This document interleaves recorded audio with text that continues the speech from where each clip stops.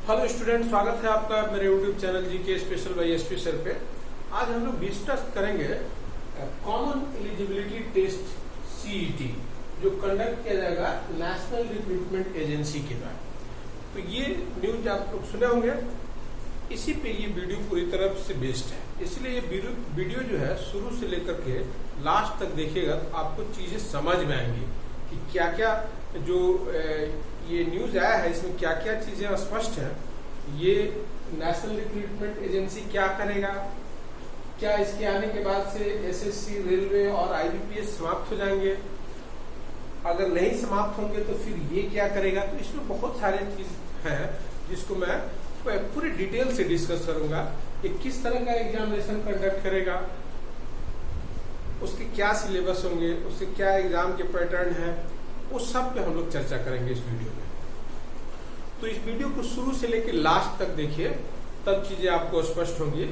और प्लस ये वीडियो जो है ज्यादा से ज्यादा स्टूडेंट के बीच में शेयर कीजिए ताकि जो भी कंफ्यूजन है स्टूडेंट के बीच में इस परीक्षा को लेकर के, उनके सारे कंफ्यूजन को मैं दूर करूंगा इस वीडियो में। और अगर चैनल पे नया है तो चैनल को सब्सक्राइब कर लीजिए। तो चलिए वीडियो शुरू करते हैं बिना कोई समय गंवाए हुए। तो देखिए, कॉमन एलिजिबिलिटी टेस्ट सीईटी जो है वो कंडक्ट किया जाएगा बाय नेशनल रिक्रूटमेंट एजेंसी। तो देखिए, कैबिनेट क्या किया, तो cabinet approve the national recruitment agency को कैबिनेट के द्वारा मंजूरी दे दिया गया है। जैसा कि आप जान रहे थे कि बजट में ही निर्मला सीतारमन के द्वारा कहा गया था कि एक नई रिक्रूटमेंट एजेंसी एनआरए सेटअप किया जाएगा जो कॉमन एलिजिबिलिटी टेस्ट का लेगा। और ये टेस्ट में पास करने वाले ही जो है अब सरकारी नौकरी के लिए एलिजिबल होंगे। अगर ये परीक्षा आप नहीं पास कीजिएगा तो फिर आप आईबीपीएस का एग्जाम नहीं दे सकते हैं, रेलवे का एग्जाम नहीं दे सकते हैं, एसएससी का एग्जाम नहीं दे सकते। तो ये कॉमन चीज है। जैसे टीईटी परीक्षा पास करके लोग टीचर बनने के लिए कंपल्सरी है, उसी तरह से ये टेस्ट पास करना सरकारी नौकरी के लिए जरूरी है। बाद में धीरे धीरे ये जो लिखिएगा कि इन 3 एजेंसी के अलावा बाकी सब के लिए भी ये परीक्षा धीरे धीरे जरूरी हो जाएगा नौकरी के लिए, चाहे वो प्राइवेट नौकरी हो चाहे सरकारी हो। तो इसमें जो देखिएगा कि ये सीईटी क्या होगा। तो सीईटी जो है कॉमन एलिजिबिलिटी टेस्ट एक स्क्रीनिंग टेस्ट होगा कैंडिडेट का एट द फर्स्ट लेवल, मतलब जो टायर 1 लेवल होता है या उसको पीटी एग्जाम बोलते हैं, उस लेवल का होगा। फॉर किसके लिए, तो एसएससी के लिए, रेलवे रिक्रूटमेंट बोर्ड्स के लिए और आईबीपीएस के लिए। अभी ये 3 ही एजेंसी का नाम दिया गया है। इन के लिए ये पीटी परीक्षा का एक कॉमन एग्जाम लेगा और उसको एग्जाम लेकर के स्कोर दे देगा स्टूडेंट को, कैंडिडेट्स को, और वो उस स्कोर के आधार पे वो एसएससी, रेलवे और आईबीपीएस में अप्लाई कर पाएंगे। अब ये क्या होगा, तो एक कंप्यूटर बेस्ड ऑनलाइन सीईटी होगा, मतलब कॉमन एलिजिबिलिटी टेस्ट होगा जो कंप्यूटर पे आधारित एक परीक्षा होगा। किसके लिए, तो ग्रेजुएट के लिए अलग होगा, जो ग्रेजुएट पास किए होंगे उनके लिए एक एग्जाम होगा। फिर the higher secondary level 12th पास के लिए एक होगा सीएचएसएल लेवल का, और फिर मैट्रिकुलेशन 10th पास का एक एग्जाम होगा कैंडिडेट पाथ ब्रेकवे रिफॉर्म।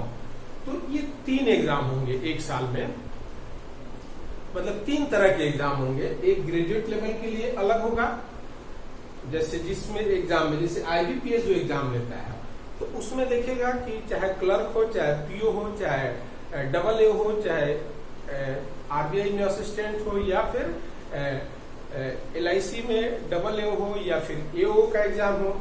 इस तरह के जितने भी एग्जाम होते हैं उसमें देखिएगा ग्रेजुएशन जो है मिनिमम क्वालिफिकेशन होता है। तो आईबीपीएस परीक्षा के लिए आपको ग्रेजुएट लेवल का जो एग्जाम होगा उसमें जो स्क्रीनिंग टेस्ट में आपका स्कोर है वही वैलिड होगा, वो हायर सेकेंडरी और मैट्रिकुलेशन वाला नहीं होगा। देखिएगा कि रेलवे में ग्रेजुएट लेवल का भी, +2 लेवल का भी, मैट्रिक लेवल का भी होता है। तो ये तीनों परीक्षाओं से पास किए हुए लोग रेलवे के लिए पदों के लिए आवेदन कर सकते हैं। फिर उसी तरह से एसएससी में भी देखिए ग्रेजुएट लेवल का भी होता है, हायर सेकेंडरी लेवल का भी होता है, मैट्रिक लेवल का भी होता है। तो ये तीनों पास किया, अब इनमें पीटी का एग्जाम नहीं होगा। तो अगर ये आपको नहीं समझ में आया तो आप एक एग्जाम्पल से समझिए। अब देखिए कि ये जो है सिस्टम 2021 से लागू होने की बात है। तो 2021 में अब आप जो एग्जाम हुआ, जैसे मान लीजिए कि सीईटी का एग्जाम हुआ, तो देखिएगा कि ये मार्च अप्रैल मई महीने में हो सकता है 2021 में। तो उस समय जो है, मतलब एग्जाम्पल के लिए हम बता रहे हैं कि आपको समझने के लिए बता रहे हैं। वो 2021 में बाद में भी हो सकता है, 22 में भी हो सकता है, लेकिन समझने के लिए हम बता रहे हैं। ये क्लियर नहीं कि कब से ये लागू होगा, लेकिन 21 को आप एग्जाम्पल समझिए कि 21 में आप सबसे पहले स्क्रीनिंग टेस्ट दिए, पीटी एग्जाम दिए। सारे जितने स्टूडेंट्स हैं ग्रेजुएट लेवल के, वो ग्रेजुएशन जो लोग किए हैं वो ग्रेजुएट लेवल का एग्जाम में बैठे।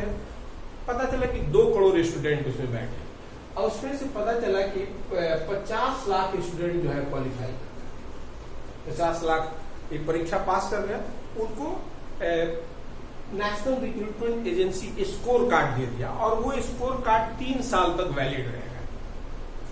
अब आईबीपीएस मान लीजिए कि 5000 पीओ का पोस्ट अगले साल निकाला, 5000 निकाला, तो इस 5000 का 20 टाइम्स,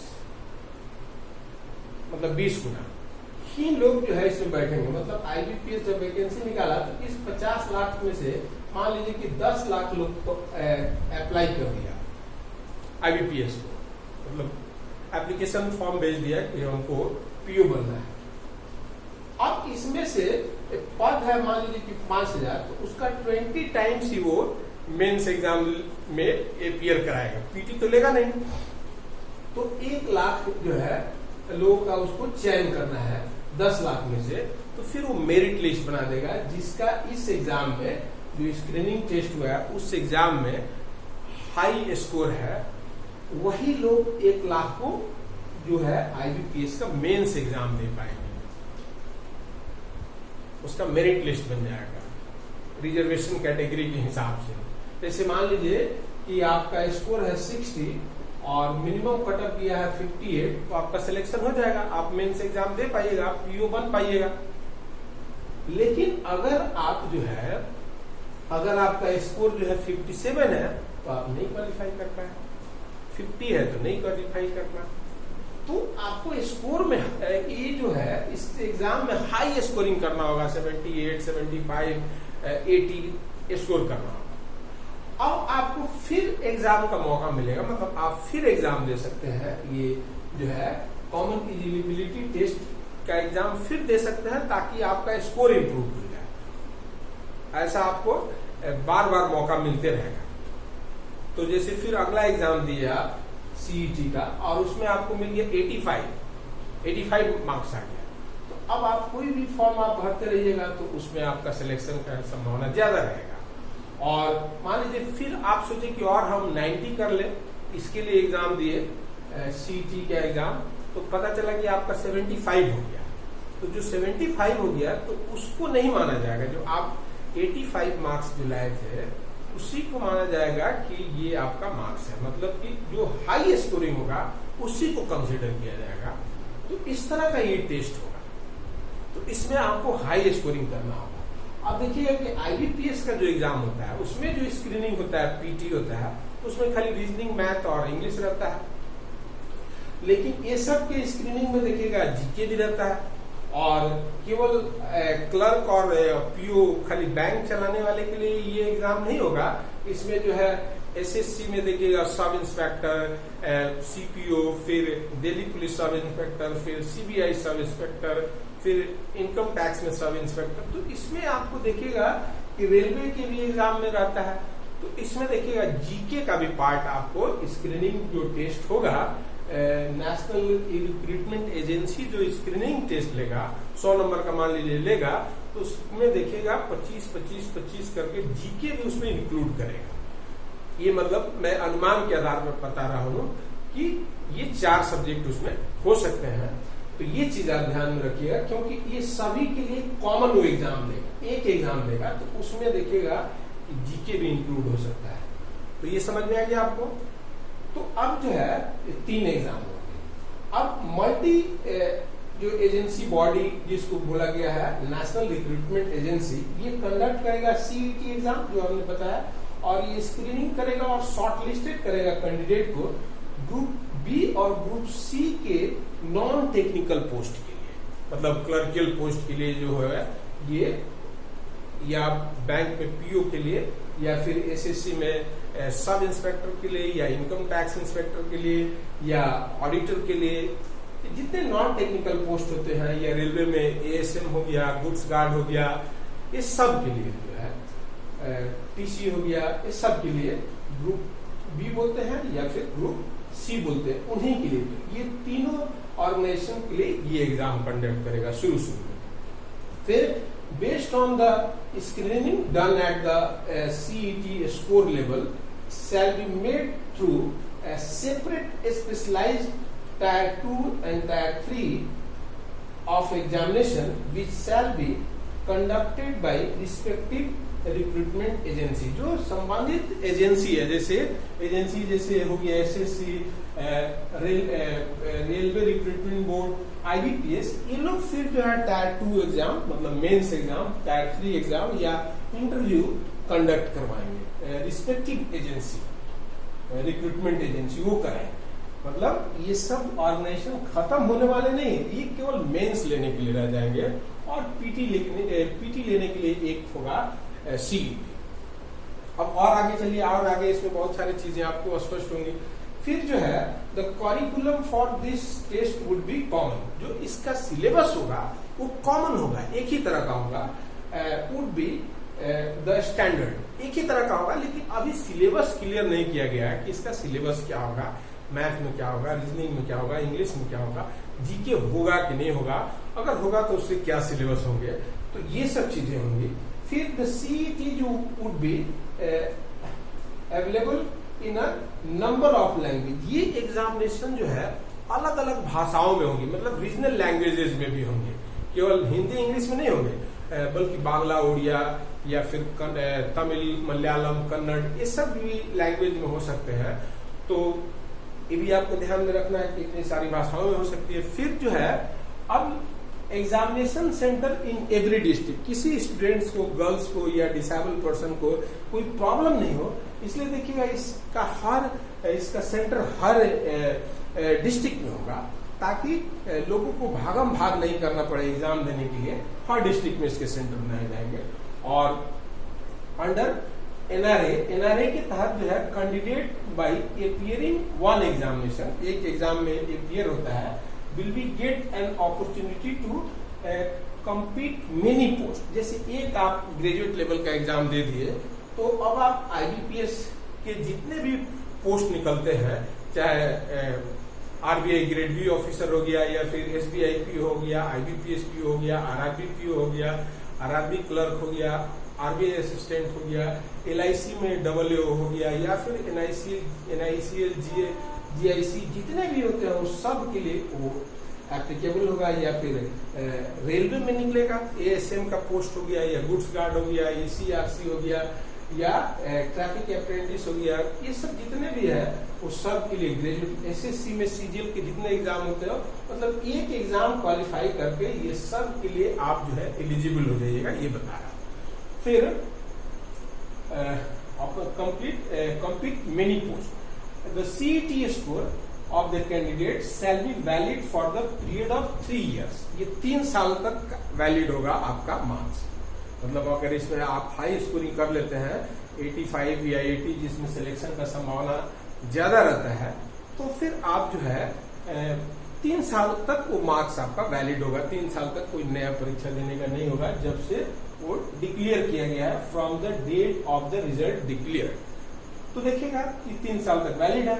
फिर the best of valid score shall be deemed of the current score in the candidate. अगर मान लीजिए कि आप जो स्कोर इंप्रूवमेंट के लिए आप मान लीजिए कि एग्जाम दिए, जैसे देखिएगा ये सब परीक्षाएं जो है ग्रेजुएट लेवल का साल में 2 परीक्षा आयोजित होने के बाद है कि एक बार एग्जाम होगा, फिर फरवरी मार्च में हो जाएगा, एक तो अक्टूबर नवंबर में हो जाएगा। जैसे कैसे नेट वगैरह का जो है 2 एग्जाम होता है, उसी तरह से साल में 2 एग्जाम हो सकता है और उसमें आप स्कोर इंप्रूव कर सकते हैं।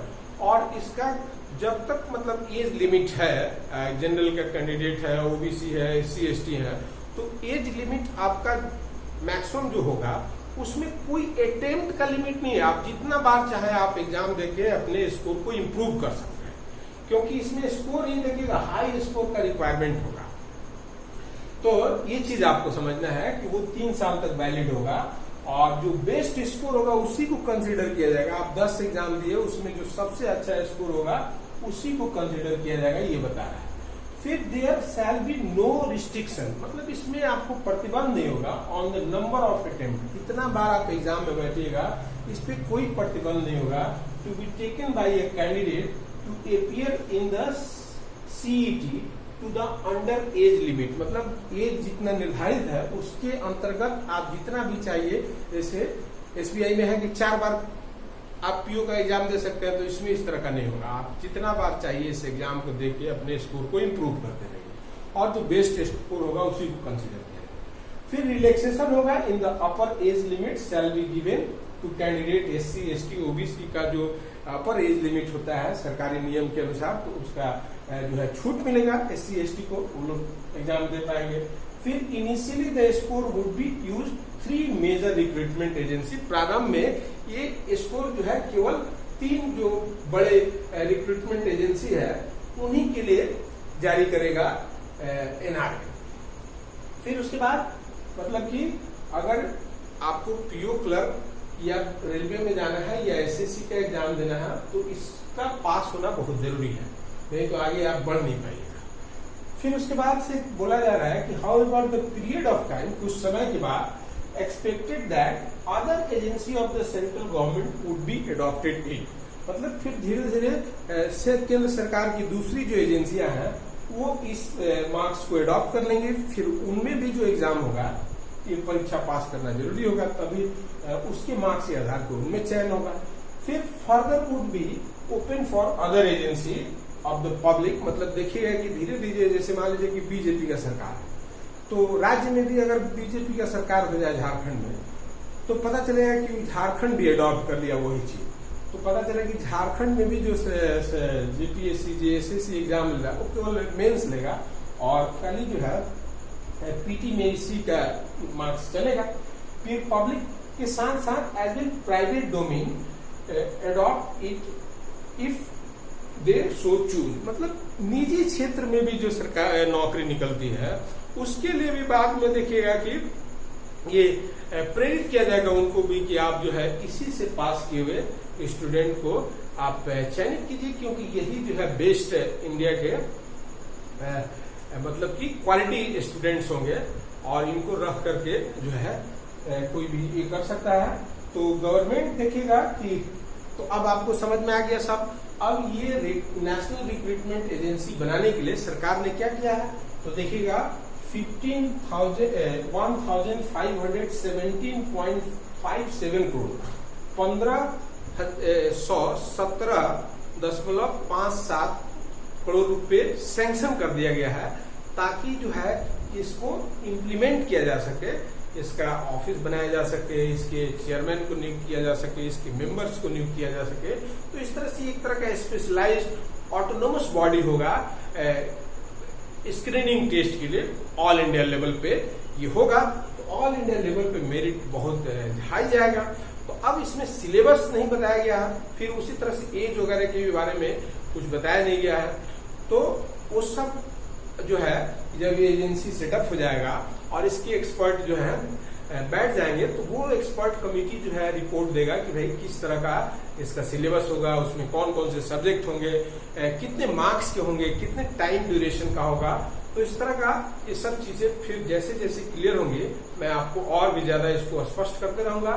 तो अब आप तैयार हो जाइए सीईटी एग्जाम के लिए, क्योंकि इसी को पास करने के बाद अब आप सरकारी अधिकारी एसएससी रेलवे या फिर आईबीपीएस की परीक्षा दे पाइएगा। तो इस वीडियो में इतना ही। वीडियो देखने के लिए बहुत बहुत धन्यवाद। मेरे अगले वीडियो का इंतजार कीजिए और इस वीडियो को ज्यादा से ज्यादा स्टूडेंट के बीच में शेयर कीजिए और जो कुछ क्लियर नहीं हुआ होगा तो उसको कमेंट में कमेंट करके हमको बताइए, तो फिर उसके हिसाब से फिर मैं और भी वीडियो बनाऊंगा इस पे। तो चलिए, वीडियो देखने के लिए बहुत बहुत धन्यवाद। मेरे अगले वीडियो का इंतजार कीजिए। नमस्कार।